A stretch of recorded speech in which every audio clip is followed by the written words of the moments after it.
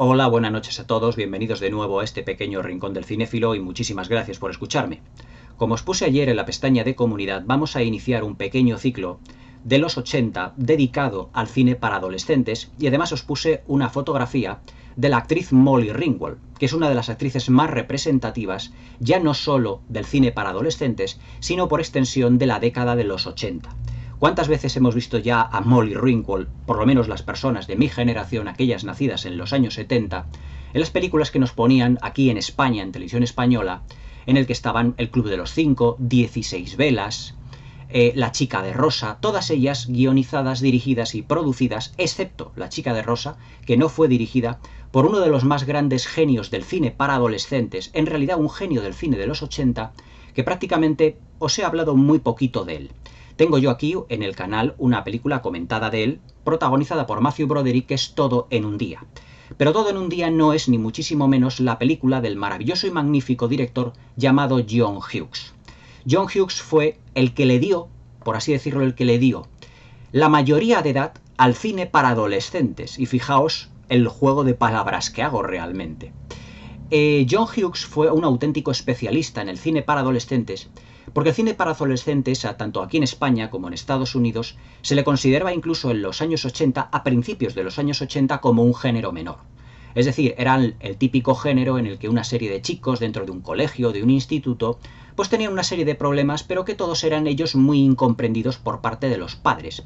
Pero casi siempre la película estaba enfocada desde el punto de vista de los padres y los chicos eran, digamos, como los problemáticos. Sin embargo, a mediados de los años 80 surgió un director en el que fraguó una serie de películas en donde se cambió por completo el enfoque del cine para adolescentes, convirtiéndolo en esta década dentro de un género menor en un género mayor, ya que se le dio, por así decirlo, un hálito de, o un, ¿cómo lo diría yo?, como un ámbito de respeto a este tipo de cine, porque ya os digo que decir que se hacía cine para adolescentes pues era un género pues directamente para los niños o para los adolescentes de la época, y ni la crítica ni el público se lo tomaban en serio. Se hicieron múltiples películas del cine para adolescentes realmente durante la década de los 80 y también de los 90, pero ninguna como las películas de John Hughes. Esta noche os vamos a hablar de la que yo considero que es su mejor película de largo, ya que no solo nos centramos en un único personaje, en el que John Hughes lo destripa psicológicamente para exponer en el guión, en la historia y en la película todo lo que son las inquietudes, los miedos, las vergüenzas, todo aquello que realmente hace crecer a los adolescentes hasta convertirse en adultos. Pero es que en su mejor película ya no solo tuvimos un personaje, sino 5. Es decir, que John Hughes multiplicó por 5, por así decirlo, los personajes, los protagonistas de la película que os voy a hablar esta noche, y que es realmente una de las películas más importantes de la década de los 80.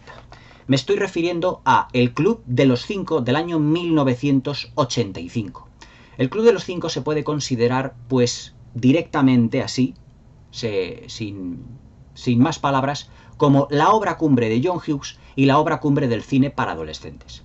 Ninguna película de similar temática ha retratado de una manera tan profunda las inquietudes, todas las vergüenzas, todos los momentos cumbre que un adolescente puede llegar realmente a pasar a lo largo de lo que es su adolescencia, de los 12, 13, 14 años hasta los 19, 18, 20 años, en el que ya se le considera como adulto.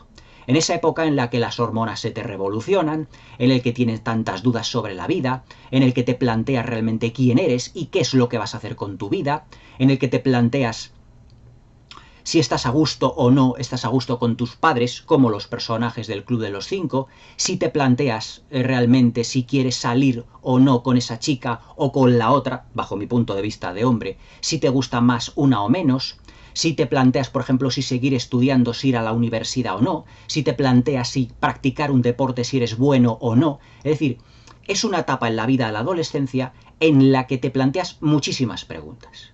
Es sin duda una de las etapas más importantes de la vida de una persona.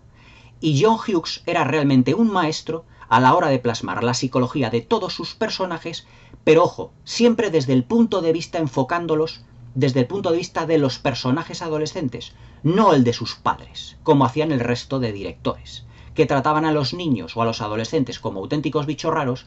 Sin embargo, John Hughes lo que hacía era darle la vuelta a la tortilla y lo que hacía era enfocar a sus películas desde los ojos de un adolescente y vivir, por así decirlo, la cámara como si fuera un adolescente más dentro de sus propias películas, en el que la cámara se manejara como un adolescente y que tuviera también las mismas ansias y los mismos problemas y los mismos anhelos que los protagonistas de este film. ¿Y por qué digo la cámara? Porque John Hughes nos involucra dentro de todas sus películas en lo que es el ambiente estudiantil de los institutos. Y cuando vamos con la cámara realmente siguiendo a los personajes, es como si nosotros fuéramos un adolescente más. Es decir, el cine de John Hughes no solo se caracterizaba por ser cine automáticamente de adolescentes, sino que los trataba con respeto, los trataba con un cierto grado de, por así decirlo, en el momento en el que se transforman de lo que es la adolescencia a la madurez, realizándose múltiples preguntas, que es lo que os he comentado, la que os he expuesto anteriormente. Y todo eso John Hughes lo hacía maravillosamente. Como decía Molly Ringwald, además en una de las entrevistas de una revista que yo tuve hace ya tiempo, decía que John Hughes era como un adolescente más. Es decir, su comportamiento, su manera de enfocar lo que es la historia, la manera en que tenía de tratar a los actores, en la manera que tenía de dirigirlos, se comportaba como un adolescente más, incluso hablaba como un adolescente. Para que evidentemente todos los chicos que estaban bajo sus órdenes, bajo su batuta, realmente se sintieran cómodos dentro de sus películas. Molly Ringwald fue sin duda la musa de John Hughes, que además protagonizó, ya os digo, 3 películas. En 1984, 16 velas, en el 85, El Club de los Cinco y posteriormente La Chica de Rosa, en el que Molly Ringwald se puede decir que alcanza la cumbre, por así decirlo, de su interpretación y de su fama tanto nacional como internacional.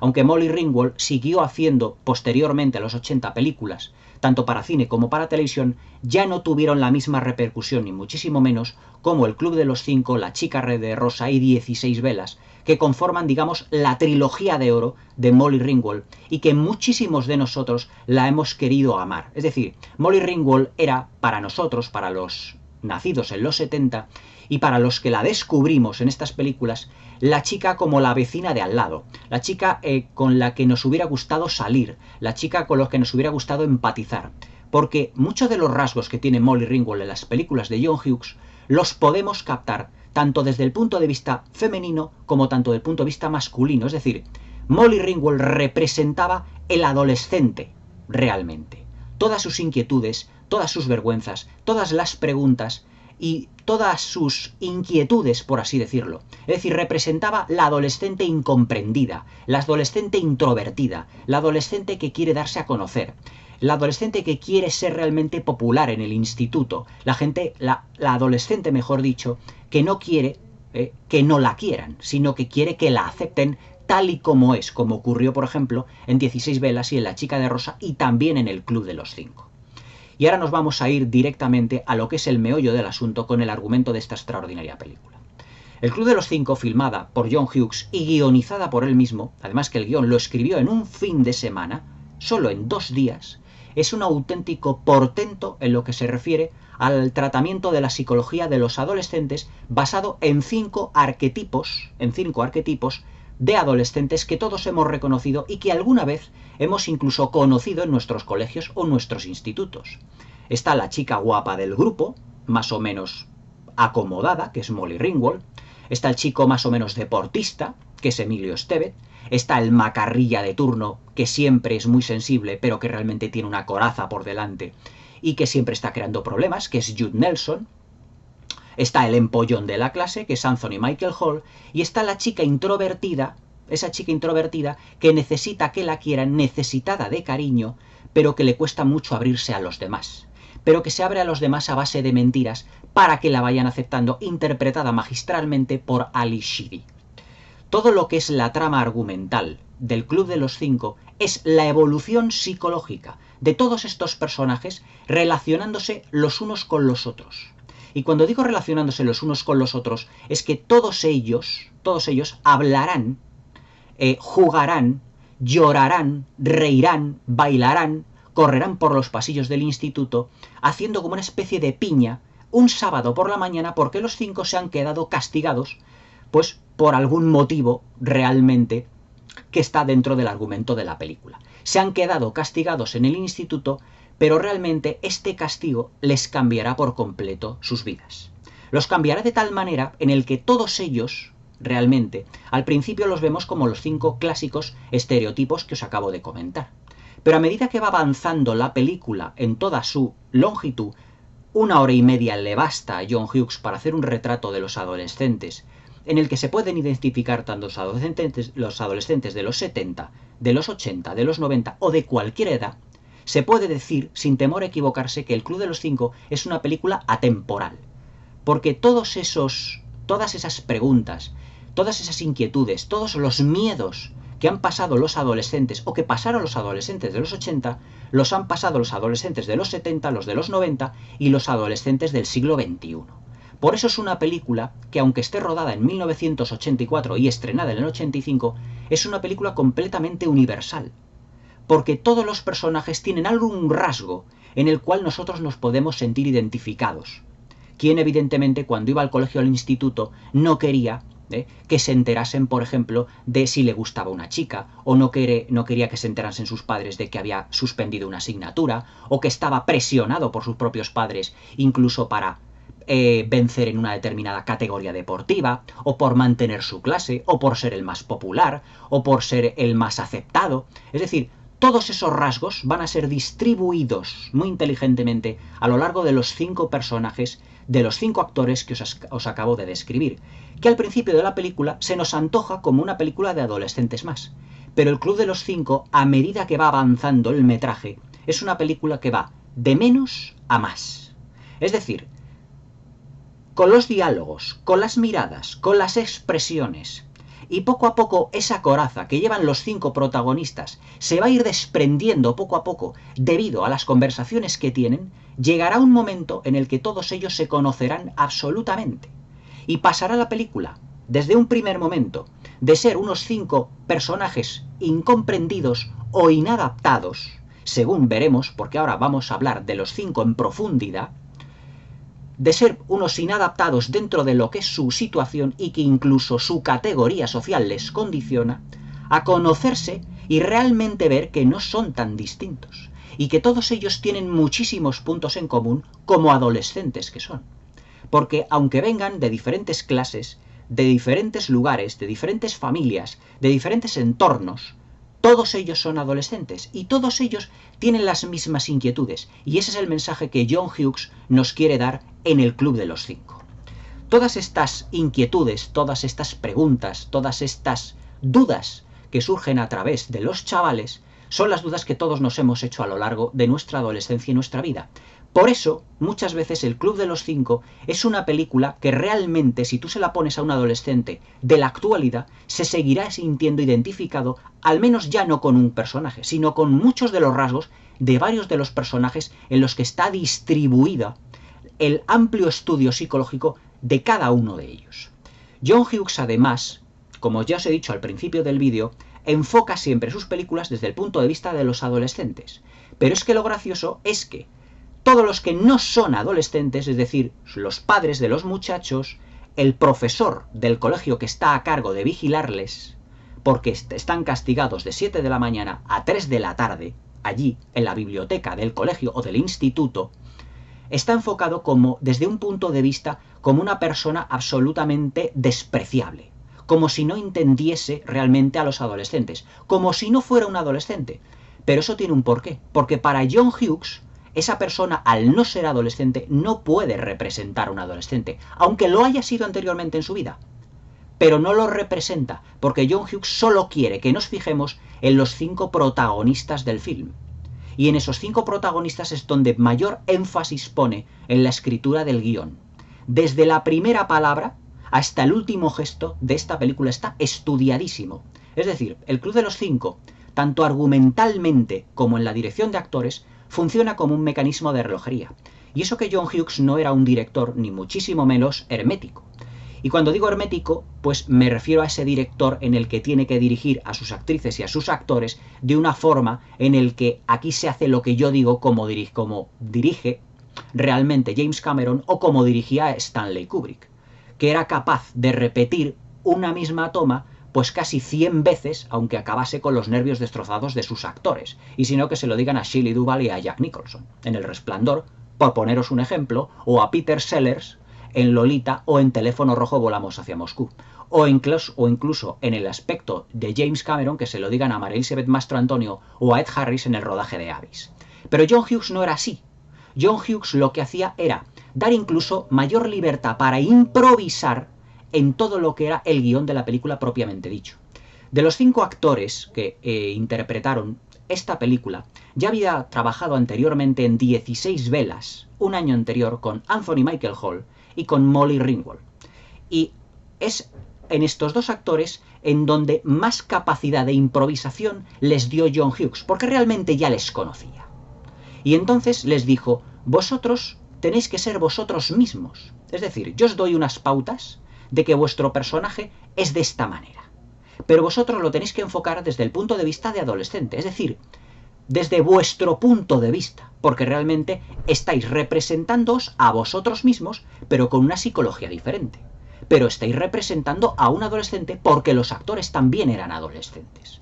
Es decir, fue tal la libertad creativa que John Hughes le dio a sus actores, sobre todo a Anthony Michael Hall y a Molly Ringwald, que prácticamente se puede decir que los 2 son los que más cómodos están dentro del apartado interpretativo.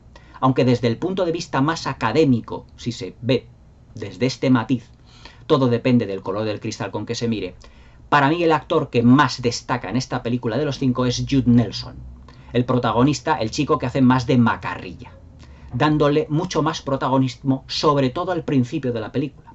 Pero es que además John Hughes en esta película juega muchas veces al despiste junto con el espectador, ya que parece que algunos personajes de los 5 van creciendo psicológicamente y otros se van quedando atrás. Pero es que a medida que va avanzando la película, esos personajes que han crecido se detendrán. Y entonces crecerán psicológicamente los que parece que se habían quedado atrás, llegando un momento al final de la película, prácticamente a la última media hora, donde realmente ya los 5 están al mismo nivel de crecimiento psicológico y de progresivo dentro de su arco argumental. Es decir, que John Hughes no va a meter, evidentemente, ningún personaje adolescente en la película que fuese un personaje de relleno. Todos tienen su función en la película y todos se complementarán de una manera asombrosa y todos ellos irán descubriendo que no son tan diferentes, aunque pertenezcan, ya os digo, como os he dicho anteriormente, a diferentes clases sociales, incluso estilos, dentro de un mismo instituto.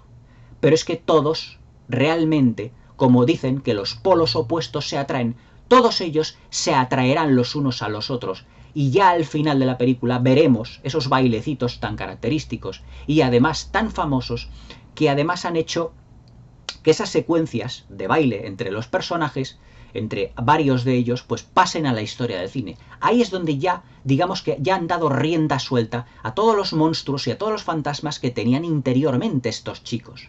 Ya se han desahogado y por lo tanto ya no tienen que ocultar nada el uno del otro ni el otro del uno, sino que ya digamos que son como amigos. Vamos a estudiar y os voy a comentar los 5 arquetipos de estos 5 impresionantes adolescentes que conforman el Club de los 5, The Breakfast Club en inglés. Anthony Michael Hall representa, como ya os he dicho, el típico empollón, es decir, es un personaje que pertenece al club de matemáticas, al club de física, al club de latín, es decir, es una auténtica máquina, es un cerebrito. Es el más joven de todos ellos, pero también es un tanto introvertido. Y además está continuamente presionado por los padres para que siempre saque buenas notas. Y cuando él es capaz o llega un momento en el que puede sacar peor nota, o que se apunta a una asignatura donde puede sacar realmente solo un suficiente o un aprobado raspado, como decíamos nosotros, un 5 pelao, pues eso le va a ocasionar un gran estrés emocional, con tal de que, ¿qué pensarán sus padres? Porque al principio de la película, John Hughes muy inteligentemente, y además solo en breves planos, hace un retrato de todos y cada uno de los padres de los adolescentes protagonistas, excepto los de Judd Nelson. Pero eso ya también nos da a entender algo. Es decir, el cine de John Hughes en El Club de los Cinco es un cine también que responde a una planificación también muy visual, ya que al principio de la película prácticamente no hay diálogos, pero cuando todos los chavales, los 5 chicos, han entrado dentro de lo que es el instituto, el espectador, nosotros ya nos hemos dado cuenta por dónde van a ir los tiros respecto de los padres. En el personaje de Anthony Michael Hall, ¿cómo es la madre de Michael? El personaje de Anthony Michael Hall, ¿cómo es la madre de Anthony? Le dice: aprovecha este tiempo realmente para estudiar, ¿eh? No pierdas el tiempo, estudia. Incluso la hermana pequeña que está a su lado le dice: no pierdas el tiempo, estudia, por favor. Y claro, él se siente un tanto presionado. Por lo tanto, ya nos podemos hacer a la idea de que efectivamente el fantasma interior que tiene el personaje de Anthony Michael Hall es la presión de los padres para que no solo apruebe su hijo las asignaturas, sino que debido a su intelecto saque las máximas notas posibles, lo que le creará evidentemente una gran tensión. Al ser también el empollón del grupo, pues todos le darán, ya no por así decirlo un poquito de lado, pero le tendrán como el cerebrito. Es más, Judd Nelson peyorativamente le dice de vez en cuando: venga el cerebrito, venga el chico, el empollón, el que lo sabe todo. A ver, tú, ¿qué opinión tienes? Y cuando no le interesa a Judd Nelson saber su opinión, le dice: tú te callas. Porque como es solo un cerebrito, evidentemente para Judd Nelson lo único que es como si fuera una máquina de pensar. Pero es que además todos los personajes esconden un drama profundo. Y el drama profundo que esconde el personaje de Anthony Michael Hall es que, debido a la gran presión que tiene por parte de los padres para que alcance la máxima puntuación en sus asignaturas, notables, sobresalientes, matrícula de honor, las notas que sean en Estados Unidos, en los colegios e institutos de Estados Unidos, evidentemente él llega a un momento que no puede más. Y cuando ve que en una asignatura solo puede sacar un aprobado nada más, él piensa incluso en suicidarse. Y les dice en la parte final de la película a los chicos: es que tengo una pistola. Y claro, todos se quedan completamente en silencio. Y le dicen: ¿serías capaz de matarte? Y dice: es que vosotros no sabéis la presión psicológica que yo tengo que aguantar todos los días en mi casa por sacar las mayores notas. Y es cuando aquí Anthony Michael Hall se deshace en lágrimas y, al igual que los 5, de los 5 protagonistas tiene una coraza, la coraza de Anthony Michael Hall se va deshaciendo poco a poco. Es decir, esta película lo que representa es que si psicológicamente los 5 tienen una coraza o un muro de hierro, por así decirlo, para que los demás no penetren en él, porque tienen miedos, tienen inquietudes, todos ellos, prácticamente a lo largo de la película, la coraza se irá desprendiendo. Y en el caso de Anthony Michael Hall, cuando él empieza a sollozar y a llorar, empezará a decir realmente que él estaba muy presionado por parte de su familia y que trató de suicidarse. A lo que estos le dicen: es que serías capaz de suicidarte solo por conseguir una gran nota. Pero dice: es que claro, tú no conoces a mi padre. Pero es que los padres realmente de estos chicos de esta película son los precursores de muchos de los problemas que tienen estos chicos. Es decir, como os decía al principio del vídeo, si en las películas de cine para adolescentes los correctos eran los padres y los chicos eran los problemáticos, aquí se da la vuelta a la tortilla. Y los chicos son los inadaptados, los incomprendidos, y los padres realmente son los monstruos que no comprenden a sus hijos, llevándoles evidentemente al límite. Se puede decir que tanto Anthony Michael Hall como el resto de personajes viven una adolescencia llevada al límite, donde John Hughes expone todas las presiones psicológicas a las que tiene que estar soportando todos y cada uno de los personajes. Además, Anthony Michael Hall es sin duda el personaje más sensible de todo el grupo, porque es el que al final de la película dice esa famosa frase: después de habernos conocidos todos, el lunes, ¿cómo lo viviremos? Cuando nos veamos por los pasillos, aunque seamos de diferentes clases, de diferentes grupos o diferentes edades, ¿nos volveremos a ver? ¿Nos volveremos a saludar? He ahí la sensibilidad del personaje de Anthony Michael Hall. Es el más sensible y a la vez el más inteligente, pero es que de su inteligencia deriva su sensibilidad. Y evidentemente, debido a ese cerebro privilegiado que tiene, es el personaje que más preguntas se hace a lo largo de todo el film. Sobre llegar a una situación en la que poner fin a su vida. Es decir, ese chico está pasando por una auténtica depresión cerrada, muy cerrada, que le ha podido llevar realmente al suicidio. Por eso os digo que los personajes desde el principio de la película no parecen tan estereotipados como John Hughes nos los pone al principio. Es decir, John Hughes juega al despiste en esta película. Los 5 estereotipos, pero que poco a poco irán evolucionando de manera que al final de la película ni los personajes ni nosotros que vemos la película veremos con los mismos ojos a los personajes. El personaje de Jude Nelson es el típico personaje, digamos, el macarrilla un poco del grupo.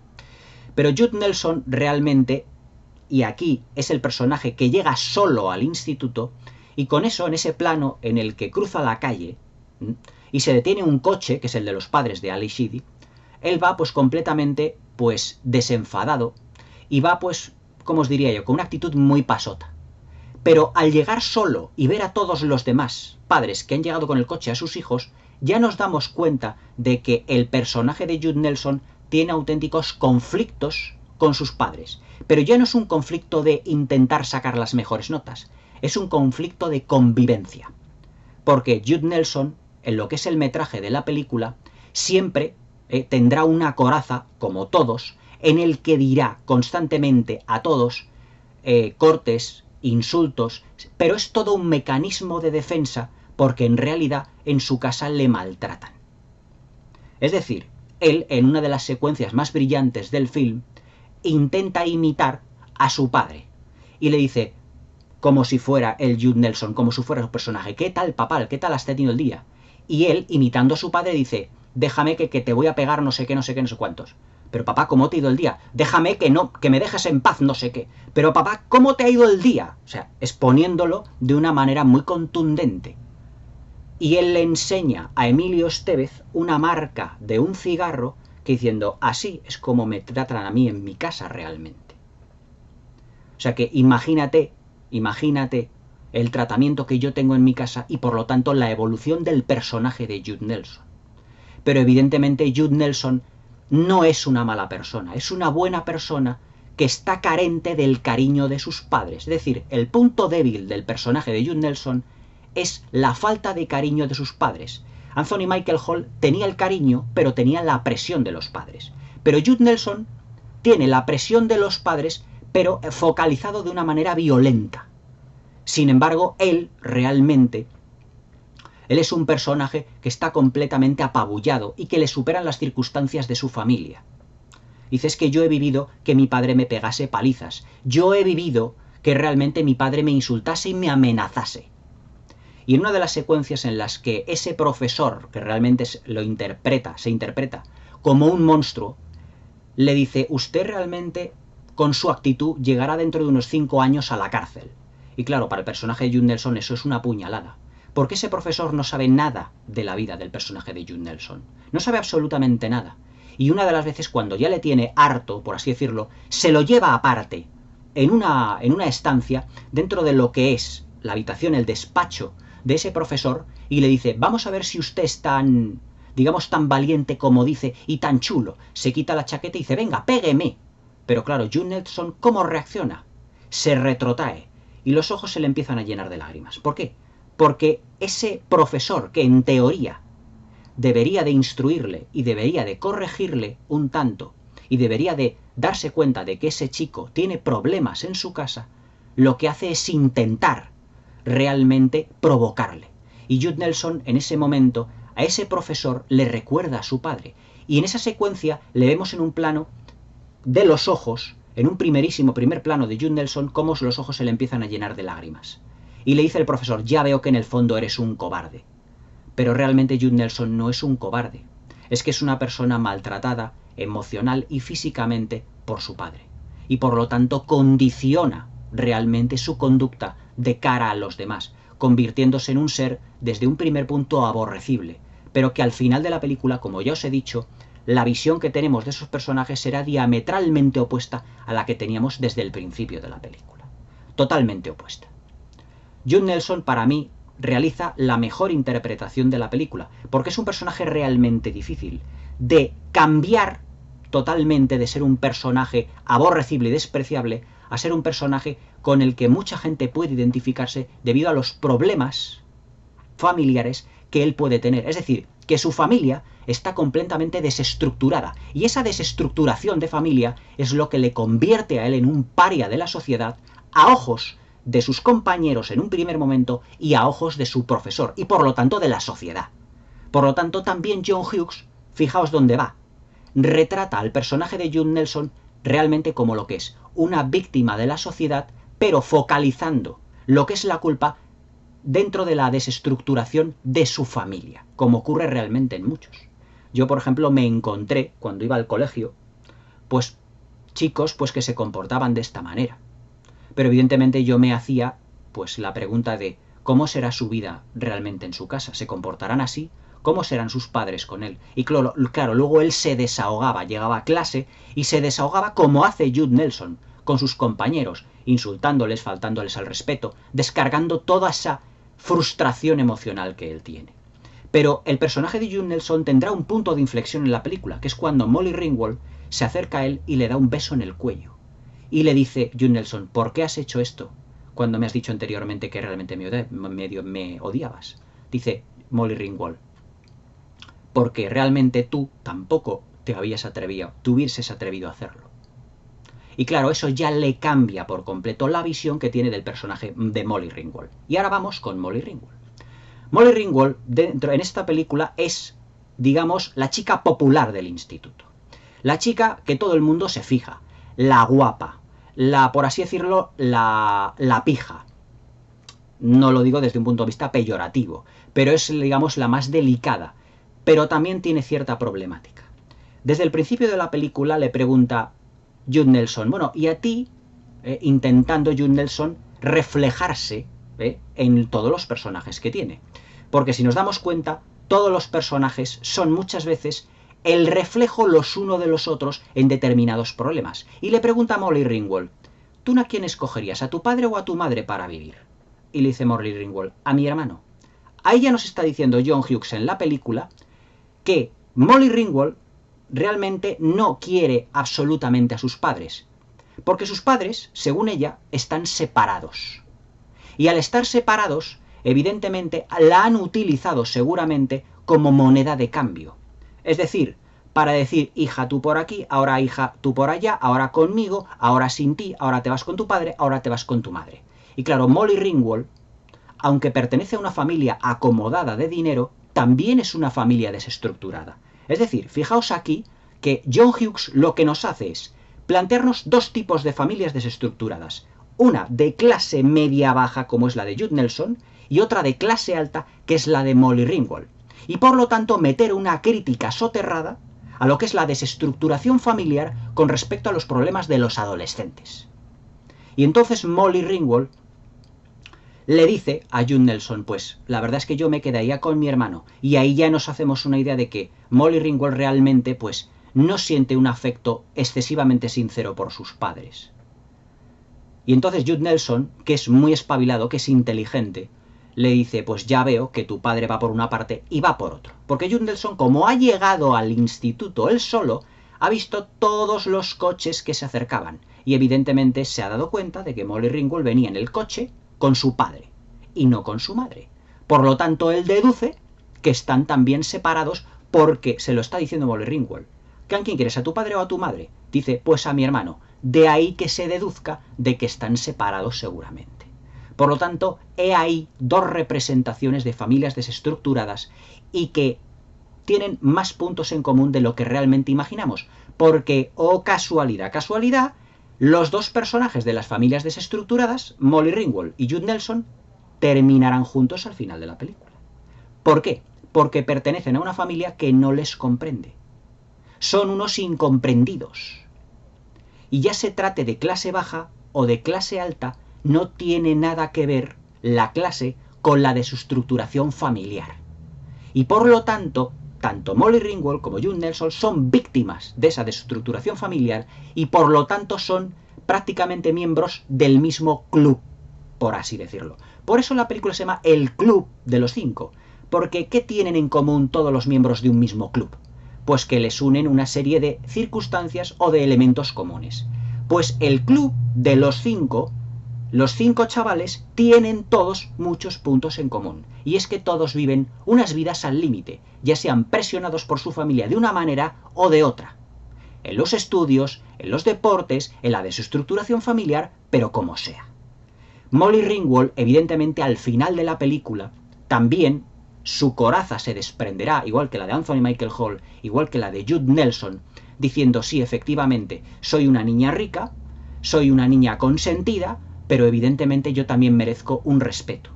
Merezco que me traten como soy. No soy una chica que vaya saliendo constantemente con chicos, soy una chica que se hace respetar, etcétera, etcétera.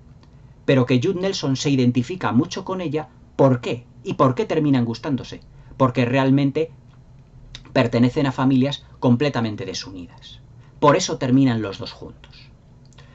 El personaje de Emilio Estevez, y caray, cómo se parece Emilio Estevez a su padre, a Martin Sheen, al Capitán Willard de Apocalypse Now, son clavados. O sea, ahora mismo quitas al Capitán Willard de Apocalypse Now y metes a Emilio Estevez estando en el Club de los Cinco y prácticamente no notas la diferencia. ¿Cómo se nota que son padre e hijo? Además que Emilio Estevez es hermano de Charlie Sheen. Y Charlie Sheen y Emilio Estevez son hijos de Martin Sheen, evidentemente. Se parece, es que es clavado a su padre. Digamos que es el deportista del grupo, pero también tiene una presión por parte de su familia, pero es una presión no para que sea un triunfador en los estudios, sino que sea un triunfador en el deporte y en la vida tal y como la representa su padre. Es decir, al principio, Emilio Estevez es el fuerte, el cachas del grupo, el deportista. Y claro, hay cierto roce con el personaje de Judd Nelson. Pero claro, aunque es más bajito que Judd Nelson, al ser deportista le puede noquear en 2 golpes, como le dice a Judd Nelson. Te estás pasando con todos, pero yo soy capaz de noquearte en 2 golpes. En uno en agarrarte y otro en el golpe que te das contra el suelo. Y dice Judd Nelson, ¿ah, sí? Vamos a ver. Y entonces, claro, le agarra del brazo a Judd Nelson y le pone con la cabeza en contra el suelo. Prácticamente boca abajo. Y claro, evidentemente, pues Judd Nelson dice, vale, hasta aquí hemos llegado, no me voy a seguir metiendo contigo, ya has demostrado pues que efectivamente eres el más fuerte del grupo.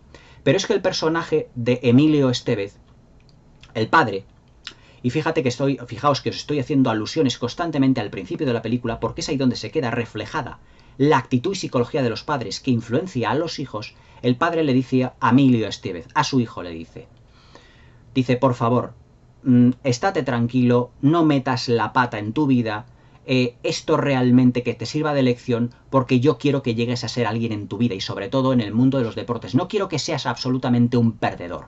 Quiero que manejes, digamos, tu fuerza y tu fuerza física. Incluso el personaje de Emilio Estevez llegará al final de la película, en ese momento cumbre final en el que todos se desprende su coraza realmente, al decirles, es que yo estoy condicionado realmente por mi padre porque no quiero digamos, decepcionarle, bajo un punto de vista incluso de fuerza bruta. Y le dice Judd Nelson y todos los del grupo, ¿tú fuiste el que le hizo una herida en sus partes íntimas a tal persona? Dice, sí, se lo hice. Dice, ¿cómo pudiste realmente llegar a realizarlo? Dice, no fue por mí, sino porque fue realmente por mi padre, porque yo me vi presionado por mi padre para que mi padre no viese en mí realmente a un perdedor, sino que viese a un ganador. O sea, fijaos lo que es la actitud del padre con respecto a la actitud del hijo. Es decir, llega incluso a presionarle tanto psicológicamente al hijo hasta convertirle en una bestia que puede realizar heridas a otras personas más débiles, porque según el padre, este mundo no está hecho para los débiles. O sea, fijaos la psicología y cómo John Hughes retrata el mundo de los adultos, en los padres de los protagonistas, en lo que es el profesor que les está vigilando. Es decir, John Hughes retrata a los padres, o retrata, mejor dicho, a los adultos, como unos auténticos monstruos, como unas auténticas bestias que están ahí para machacar a los adolescentes. Y que a los adolescentes todo eso les sirva de acicate para su crecimiento como persona. Pero es un crecimiento también que englobará cierto conflicto emocional que también tiene el personaje de Emilio Estevez. Porque dice, yo le hice eso a ese chico sabiendo que era más débil que yo. Y le preguntan, ¿y por qué lo hiciste? Para no decepcionar a mi padre. Porque yo estoy continuamente presionado por mi padre. Y en ese momento Anthony Michael Hall se le queda mirando. Y Judd Nelson se le queda mirando. Es decir, los 3 chicos. Porque los 3 tienen el punto en común de que están presionados, pero de una manera distinta por parte de sus padres. En el caso de Emilio Estevez, respecto a la fuerza física y el deporte. En el caso de Anthony Michael Hall, respecto a los estudios y a las buenas notas. Y en el caso de Judd Nelson, frente a la desestructuración familiar y la violencia. Pero Emilio Estevez nos dice, en esa secuencia al final de la película, fui a pedirle disculpas a ese chico. Pero ¿cómo puedo yo pedir disculpas a una persona a la que yo he hecho tanto daño? Yo no quería realmente. Y es cuando Emilio Estevez, al igual que Anthony Michael Hall, al igual que Judd Nelson, al igual que Molly Ringwald, empapará sus ojos en lágrimas, y en ese momento es cuando se desprende de su coraza y donde se ve a la persona tal y como es. Pero esa psicología también la vamos viendo a lo largo de la película, porque el personaje de Ali Sheedy, con el que ahora me meteré a hablar, que es el personaje realmente que sufre la mayor transformación de todos, le dice: tú es que estás condicionado seguramente por tu familia y no tienes ni voz ni voto dentro de tu casa. Pero claro, es que Ali Sheedy no conoce lo que es el pasado de los personajes. Ninguno de ellos se conoce. Desde el primer momento en el que ellos están en el instituto, no se conocen para nada. Pero poco a poco, debido a una serie de conversaciones que irán saliendo, se terminarán por conocer. En el momento en el que las lágrimas siempre son como el acicate o el motor narrativo que destruye la coraza psicológica que cada uno de los personajes llega por sí mismos.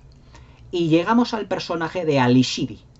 Ali Sheedy es, digamos, la inadaptada, la incomprendida, la que todo el mundo le da de lado, por ser como la chica rara. Es decir, esa persona que tiene unos gustos un tanto extravagantes, estrambóticos, y que realmente nadie le hace caso. Pero es una persona que se comporta así porque que tiene una gran falta de cariño, pero desde un punto de vista en el que nadie la comprende psicológicamente. Al principio de la película, y fijaos que me estoy retrotrayendo mucho a lo que son la figura de los padres, ¿qué es lo que ocurre? Que llega en coche, Ali Sheedy se baja del coche de los padres, cierra la puerta, y cuando Ali se acerca para despedirse de sus padres en el coche arranca, dándola de lado. Por lo tanto, ella nos da a entender que Ali Sheedy seguramente no la quieren ni sus propios padres. Y debido a ello, se pone una coraza, su armadura, y se transforma en un ser completamente incomprendido y también inadaptado. ¿Por qué? Porque necesita que la quieran, pero tiene miedo de mostrarse tal y como es, porque si ya sus padres no la quieren, imaginaos realmente unos extraños de su vida. Pero Ali Sheedy ya os digo que es el personaje que tendrá la mayor transformación de todas. Y es el personaje en el que prácticamente durante la primera hora de película pasa completamente desapercibida para los espectadores, en el que los otros cuatro se van desarrollando de manera paralela. Pero es que John Hughes nos ha dejado muy inteligentemente lo mejor para el final. Porque al final de la película, Ali Sheedy le dice a Molly Ringwald: yo he sido capaz de hacer de todo. Voy al psiquiatra, pero hasta me acuesto con él. Él dice: Molly Ringwald, ¿te acuestas con él? No serás capaz. Dice: bueno, una de las muchas veces. Dice: ¿muchas veces? ¿Te has acostado con él muchas veces? Muchísimas veces y con mucha gente y no sé qué. Pero todos son realmente mentiras. ¿Para qué? Para llamar la atención de una serie de personas que quieren que la acepten. Pero Ali Sheedy termina diciendo: ya sé, bajo mis mentiras, cómo te he arrancado tus verdades. Pero yo realmente ni he estado nunca en un psiquiatra, ni he tenido relaciones íntimas con ningún psiquiatra ni con nadie. Porque siempre he sido una persona en el que todo el mundo me ha dado de lado. Pero claro, Molly Ringwald realmente, que es un personaje que no es el más sensible del grupo, pero que es una muy buena chica y que entiende la psicología de la mujer en ese aspecto como inadaptada, porque también ella está sufriendo psicológicamente, se la lleva al final de la película a una estancia y le dice: ¿por qué te gusta tanto el negro? Porque el negro realmente, ¿qué es lo que simboliza el color negro? El color negro simboliza el luto, la tristeza, y ella viste de negro completamente. Y dice: voy a cambiarte radicalmente. Y le dice Ali Sheedy: ¿y por qué haces esto por mí? Y le dice Molly Ringwald: porque tú me estás dejando.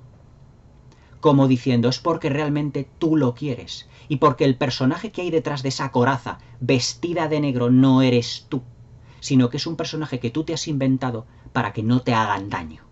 Es decir, volvemos al tratamiento psicológico que hace John Hughes de todos y cada uno de los personajes.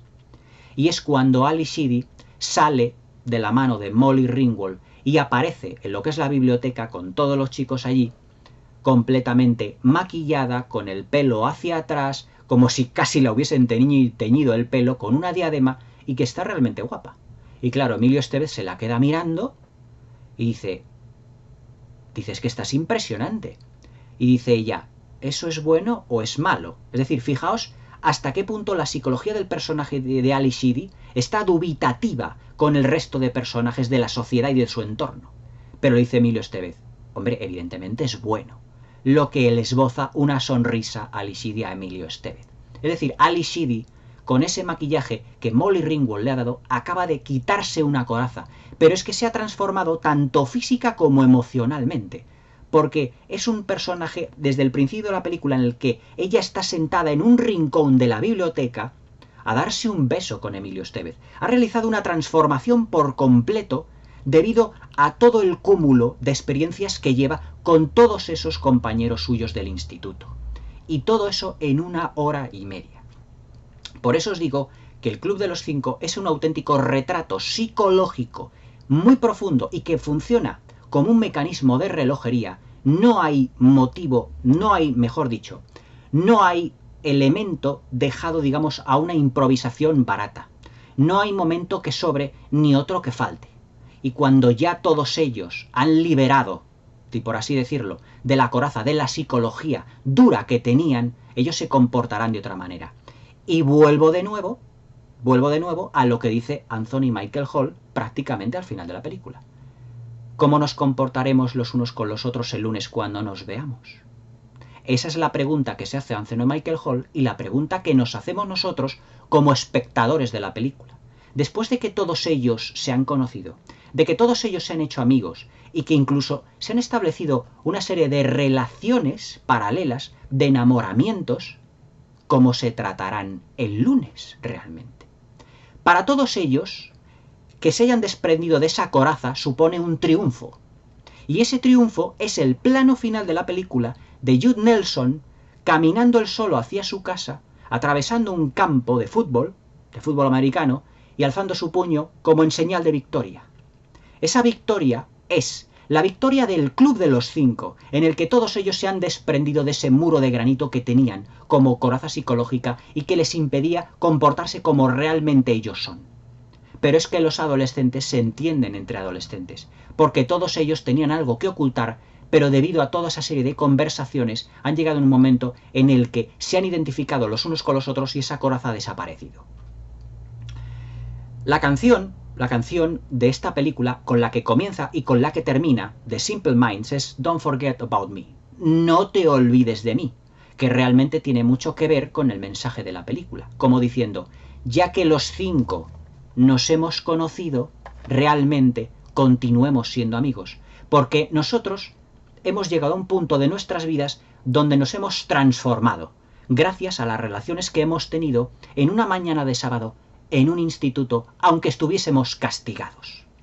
Es decir, John Hughes lo que nos hace es el mayor retrato y encuadre psicológico de los adolescentes de la historia del cine, pero que muchos de nosotros, en algún momento de nuestra vida, hemos pasado por alguno de los estadios que estos personajes han tenido, ya sea presionados a lo mejor por una madre o un padre que nos ha querido sacar más jugo del que teníamos, o que nos decía niño estudia, o chica haz esto, haz lo otro, no sé qué, pero todo eso evidentemente llevado a un nivel psicológico mucho más extremo, más al límite, más digamos más dramático, más cinematográfico. Por eso realmente El Club de los Cinco es la mejor película de adolescentes de la historia del cine. A partir de 1985 el cine de adolescentes y el cine de John Hughes ya no se vio de igual manera. Porque John Hughes hizo un retrato tan acertado de la generación de adolescentes de los 80 que se puede extrapolar perfectamente a los adolescentes de cualquier generación. Porque todos hemos sido adolescentes, todos hemos pasado por las mismas dudas, todos nos hemos hecho las mismas preguntas y todos hemos tenido, digamos, esos problemas que hoy en día, como adultos, los vemos desde un punto de vista lejano, incluso absurdo. Como diciendo, ¿y cómo yo de adolescente me pude yo preocupar por esto si realmente no tenía importancia? Pero es que claro, ahí está el fuerte de John Hughes. Enfocar el punto de vista de la película desde la mirada de los adolescentes, no desde la mirada de un adulto. Y para diferenciarlos, enfoca a los adultos como monstruos, como aprovechados y como personas que no comprenden y ni siquiera a sus propios hijos. He ahí lo que es el fuerte de El Club de los Cinco. La planificación que tiene John Hughes es realmente extraordinaria, porque era un director que además planificaba sus secuencias al ritmo de la música. La música de los 80, con tantos títulos inolvidables que nos dieron, fue un motivo de inspiración para John Hughes. Y el título de Simple Minds, Don't Forget About Me, No te olvides de mí, fue, digamos, el gran motivo de inspiración, como diciendo, tengo que crear una serie de personajes que se relacionen entre ellos de tal manera que no vuelvan a olvidar ese día para el resto de sus vidas. Por eso la película empieza y termina con el mismo tema, Don't Forget About Me, no te olvides de mí. El Club de los Cinco es una auténtica obra de arte, ya no del cine de adolescentes, visto de manera peyorativa. Es la mayoría de edad del cine de adolescentes. Y es cuando el cine de adolescentes se empezó a ver desde un punto de vista más crítico y mucho más serio por parte del público y también de los especialistas en cine. Como diciendo, aquí hay mucha tela que cortar. Y John Hughes realmente es el director que le dio, digamos, forma al mundo de los adolescentes como ningún otro director ha sabido darle a ninguna de sus películas basadas en adolescentes. Posteriormente John Hughes también haría, pues ya os digo, anteriormente había hecho 16 velas, luego produciría La chica de rosa, también de Molly Ringwald, Todo en un día con Matthew Broderick, sería también ya metidos dentro de los 90 el director de la trilogía de Solo en casa con Macaulay Culkin, más un tipo más cómico, pero realmente el punto de vista, o mejor dicho, la película donde refleja más John Hughes su punto de vista respecto a lo que es la adolescencia y la vida, es realmente en El Club de los Cinco. El Club de los Cinco es su obra maestra y es fundamentalmente una de las películas más importantes de la década de los 80, escrita, guionizada, producida y dirigida por el mismo John Hughes. Realmente un maestro a la hora de retratar una psique tan compleja que está en continua evolución y en continuo cambio como es el de los adolescentes. Los adolescentes del Club de los Cinco, que se llama Club porque todos ellos tienen muchos puntos en común y que poco a poco, a lo largo del metraje, se irán descubriendo. El Club de los Cinco es la obra maestra de John Hughes y una de las películas más importantes de aquella fantástica década que fueron los 80.